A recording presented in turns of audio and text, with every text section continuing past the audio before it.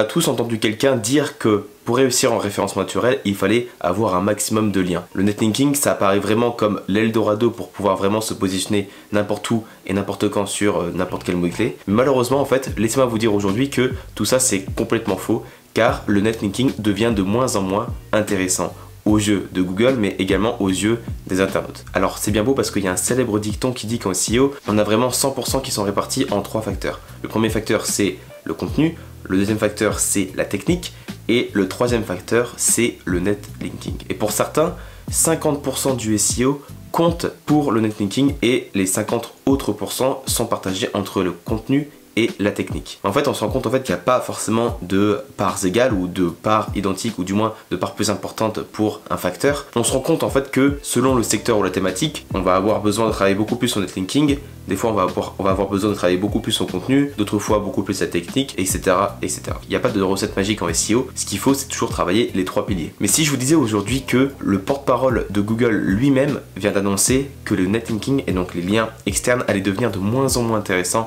sur le futur parce qu'ils se rendaient compte tout simplement qu'ils étaient de moins en moins exhaustifs. Salut à tous, c'est Victor. Aujourd'hui, on va parler d'un sujet qui est très prisé depuis longtemps au SEO, c'est le netlinking, c'est le travail justement pour attirer des liens externes vers son site. Et aujourd'hui, je vais vous expliquer pourquoi le netlinking devient de moins en moins intéressant aux yeux de Google et est-ce que vous devez continuer à travailler ce segment toujours de la même manière et surtout, comment est-ce que vous allez devoir faire pour toujours améliorer votre référencement naturel comme d'habitude.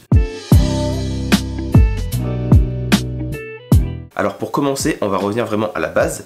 On va essayer de comprendre déjà comment fonctionne un moteur de recherche. Je ne vais pas rentrer notamment dans tous les détails parce que c'est pas le but. Je vais vraiment vous expliquer en 3 étapes comment fonctionne un moteur. Restez bien attentifs parce que c'est vraiment hyper important pour la suite et c'est comme ça en fait que vous allez pouvoir comprendre pourquoi aujourd'hui le netlinking devient de moins en moins intéressant. On va prendre l'exemple donc de Google pour vraiment schématiser parce que tout le monde connaît Google. La première étape du moteur de recherche de Google, c'est le crawl.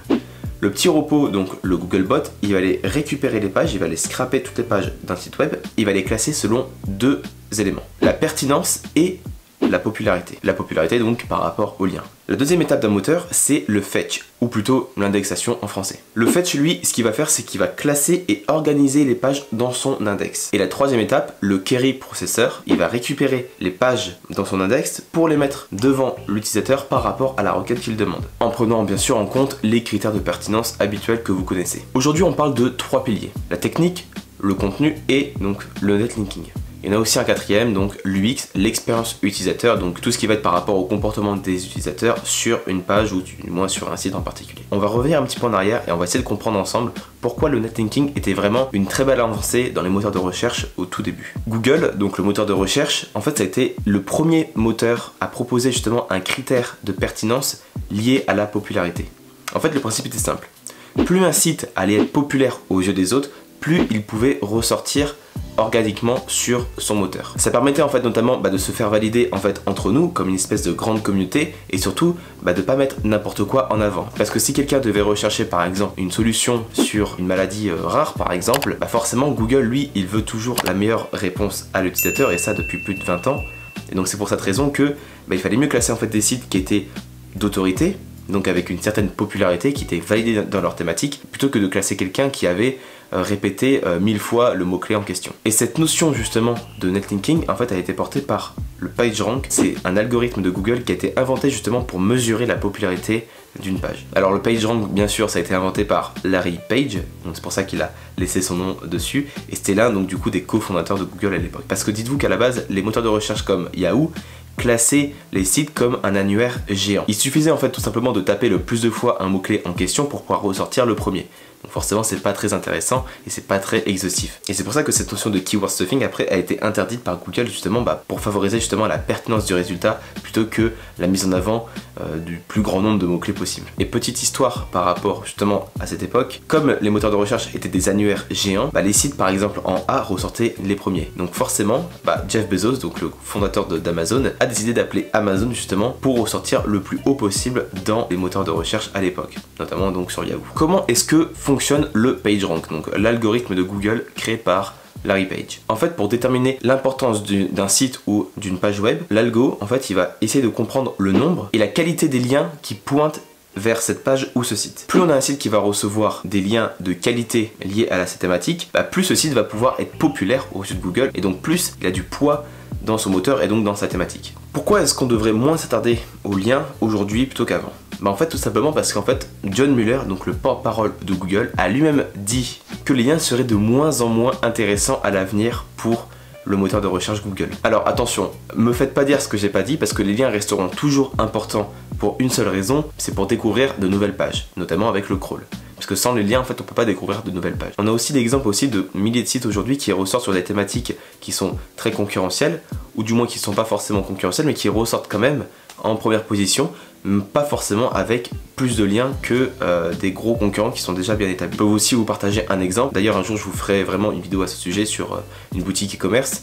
Mais en fait, moi, j'ai un site où je ressors devant Amazon et compagnie. J'ai beaucoup plus de poids dans ma thématique que Amazon. Donc forcément, même si Amazon a des milliers, des centaines de milliers de liens, au final, en fait, même moi avec moins de 100 liens ou moins de 100 backlinks, au final, j'arrive quand même à ressortir plutôt facilement. Et même une chose intéressante, c'est qu'avant, quand on avait des liens de mauvaise qualité, donc quand on avait par exemple des concurrents déloyaux qui faisaient du négative SEO, donc vraiment du SEO négatif pour vraiment déclasser ses concurrents, en fait, on se rend compte que il y avait une pratique qui était assez répandue, c'était tout simplement de faire pointer des liens de mauvaise qualité pour déclasser un site. Aujourd'hui, en fait, les liens de mauvaise qualité ne sont même plus pris en compte, ou du moins ils sont pris en compte automatiquement par Google et forcément Google n'y fait même plus attention. Alors bien sûr, si vous avez tous vos backlinks qui viennent de sites très problématiques, je ne sais pas trop comment ça se passe, mais c'est vrai que si vous avez par exemple moins de 10% de liens qui sont du spam, c'est pas pour ça que vous allez perdre énormément de positions. Parce que des fois, tout simplement, on n'y peut rien. De même, il faut aussi dire une chose qui est complètement vraie, c'est qu'aujourd'hui, énormément de personnes, ou du moins de webmasters, qui utilisent l'achat de liens pour justement faire du netlinking. Parce que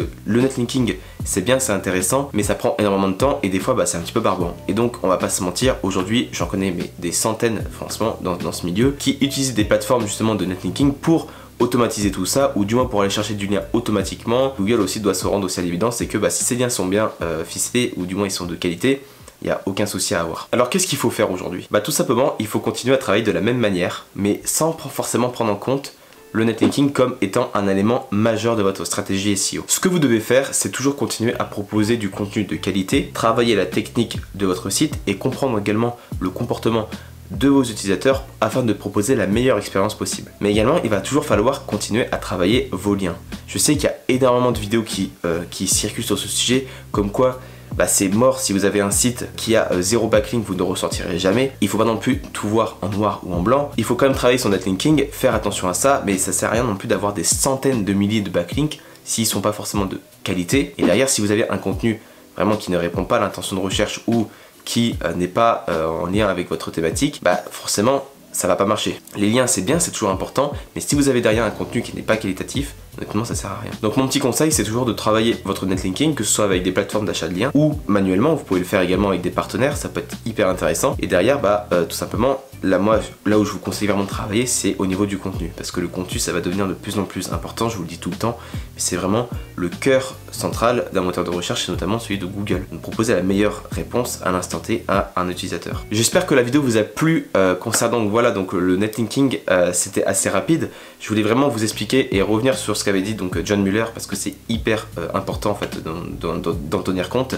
Tout simplement ceux qui pensent aujourd'hui que le SEO c'est comme avant et qu'on a toujours 3 piliers principaux et qu'il faut travailler les 3 de la même manière. En fait on se rend compte que c'est complètement faux. Aujourd'hui on a la preuve à l'appui. Je vous mets toutes les sources en description pour que vous aussi vous alliez fouiller tout ça, et si vous avez besoin de lire ou d'aller plus loin sur le sujet, vous aurez des ressources, il n'y a pas de souci. J'espère que la vidéo vous a plu. N'hésitez pas à laisser un like, à commenter et à partager la vidéo si elle vous a convaincu. Je vous dis à très bientôt pour une prochaine vidéo sur le SEO.